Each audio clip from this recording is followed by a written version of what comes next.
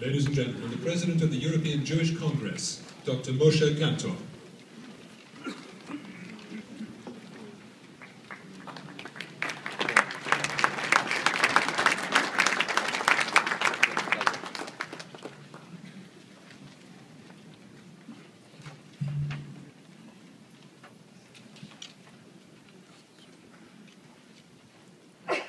Mr. President of European Parliament, Martin Schulz.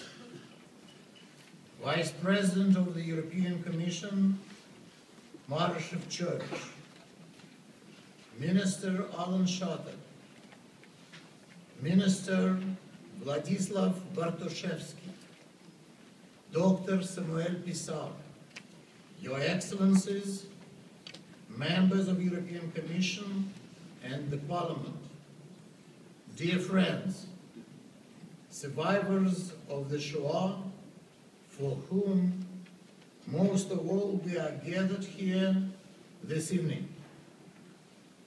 My dear President Schulz, thank you for your important historical action in officially instituting this event as an annual commemoration in the European Parliament under the patronage of the Presidency. The European Jewish Congress is honored to partner you in this endeavor. It has been several years that we have been gathering here to commemorate the memory of the Shoah, the lowest point of Jewish history, and also the lowest point of European history. In the midst of that hate and murder, there were also sparks of love and basic human decency, as well as remarkable acts of personal heroism. Tonight we remember in particular the heroic resistance of the Jewish fighters of the Warsaw Ghetto and the murdering of the largest Jewish community in Europe, men and women who knew they were going to die yet continued to resist. The man who led that fight in the Ghetto, Mordechai Anilevich, knew better than most of them what awaited him and his comrades. Let me quote the words from his last letter. It is impossible to describe the conditions under which the Jews of the ghetto are now living. Only a few will be able to hold out. The remainder will die sooner or later. Their fate is decided. In almost all the hiding places in which thousands are concealing themselves, it is not possible to light a candle for lack of air. The day after writing this letter, Mordechai was killed, but his candle of heroism continues to light our lives even today. The fight against tyranny is not only with arms. Raoul Wallenberg, too, fought tyranny, risking his life to save tens of thousands of Hungarian Jews, and we are proud to honor his memory tonight among all riches of the nations.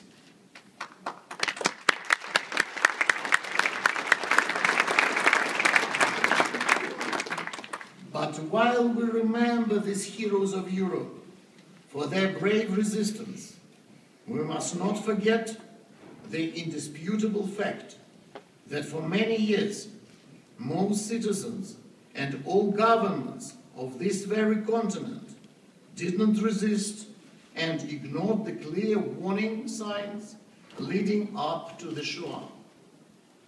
The sad truth is that the resistance of the Warsaw Ghetto fighters was eventually necessary because of the lack of resistance of others. In the words of the great British philosopher Edmund Burke, all is necessary for the triumph of evil is that good men do nothing. And I can add, they paid the maximum price for more than 40 million lives. Europe was blind in those times to dangerous winds of hate and extremism, and 6 million Jews paid for that with their lives, while Europe paid the carnage of World War II. We cannot afford to close our eyes again, for the signs are all there. In 2012, the world, and Europe in particular, witnessed a huge rise of anti-Semitic incidents. A study carried out in Europe in 2012 revealed that anti-Semitism raised from 17% in the United States up to 63% in Hungary. In France, which has a Jewish community of more than 500,000 people, the largest in Europe and the third largest in the world, manifestations of the anti-Semitism were up by almost 50% in 2012. The Islamic extremist in Toulouse murdered in cold blood 3 children and a teacher at Jewish school.